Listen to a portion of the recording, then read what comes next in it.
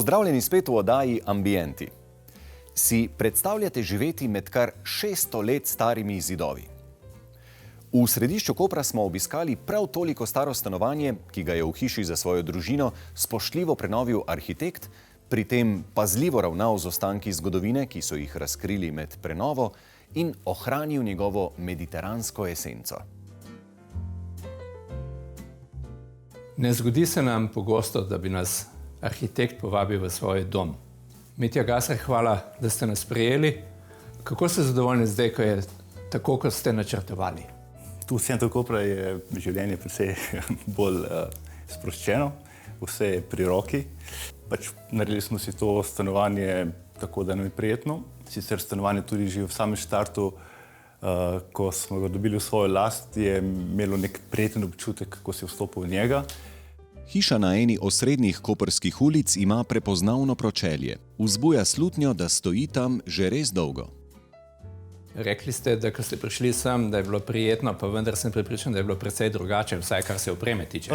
Drugačna razporeditev, drugačna izkoriščenost prostora, so bili hodniki, kopalnica je bila drugače organizirana, potrebne prenove. Mi smo prenovili kompletne strojne instalacije glede vodovora in teh stvari, svojim potrebam, da te osnovne stvari funkcionirajo. Da bi kar se da skrili grobe posege v stare zidove, je arhitekt izbral ustrezno barvo sten.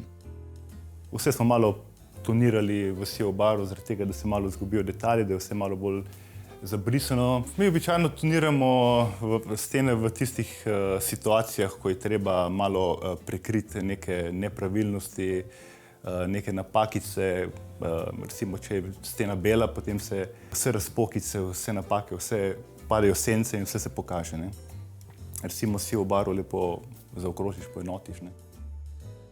Stanovanje meri 90 kvadratnih metrov, vendar obiskovalec ob vstopu vanj dobi občutek, da je prostornejše. To so med prenovo dosegli z večanjem ključnih prostorov v stanovanju.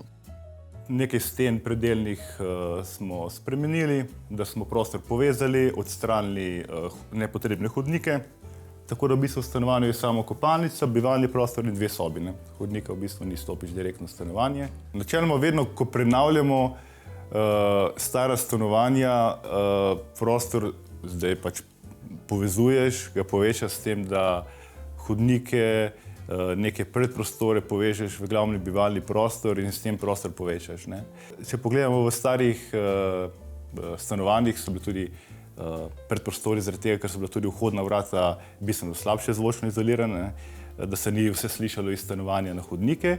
Ampak zdaj pri teh novih vhodnih vratih je zvočna izolacija ni problem in večino ljudi ne moti, če stopijo direktno v bivalni prostor v stanovanju. Običajno imajo ljudje rajši velik bivalni prostor, kjer se večino časa preživijo, in običajno na račun spalnic večamo prostor. Večina ljudi ta kompromis sprejme. Tudi pri prenovi tega stanovanja so se morali odločati in sklepati kompromise. Tlake smo sicer v osnovi hoteli ohraniti, ker je bil tu v tem kuhinjskem delu je bil star teraco, tu je bil parket, ampak ko smo, tu je bil nek parapetni zid, približno meter višine, in ko smo ga odstranili, je bila prevelika višinska razlika, dejansko 4 cm višinske razlike med enim in drugim tlakom.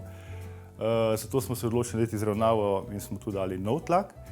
V spalnicah pa smo pustili stare parkete, ki so bili najbrž tudi enkrat kasneje prenovljeni, smo jih samo zbrusili, sanirali.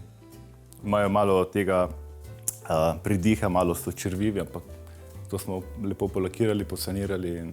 Ta vaša nagnjenost k temu spoštovanju starih stvari se vidi tudi po določenih kosih opreme, ni sam modern kavč pa moderna miza. Tako, nekaj zanimivih kosov je bilo tudi notri v tem samem stanovanju, nekaj smo našli na podstrehi, v spalnici smo uporabili neko staro orehovo omaro, ki je bila tu v tem stanovanju. In razne take elemente, ki so bili zanimivi, smo jih uporabili. Mi smo stanovanje naredili zase funkcionalno, všeč so nam sicer sodobne, enostavne linije, zato smo tudi po hišu tako naredili. Vsega ostalega se nismo tikali. Zdaj po hišu smo malo skombinirali, neke pulte in neke stvari so nam naredili mizarji, drugo smo malo priredili, sestavili.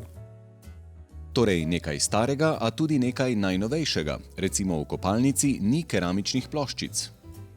Ja, to smo, jaz rad rečem, so ti novi materiali, ti mikrotopingi, jaz rad te stvari probam najprej na sebi, ne preden predlagaš strankam, ne. Tako da, v bistvu že v drugem stanovanju smo si naredili te mikrotopinge v kopalnici in smo zadovoljni in funkcionira.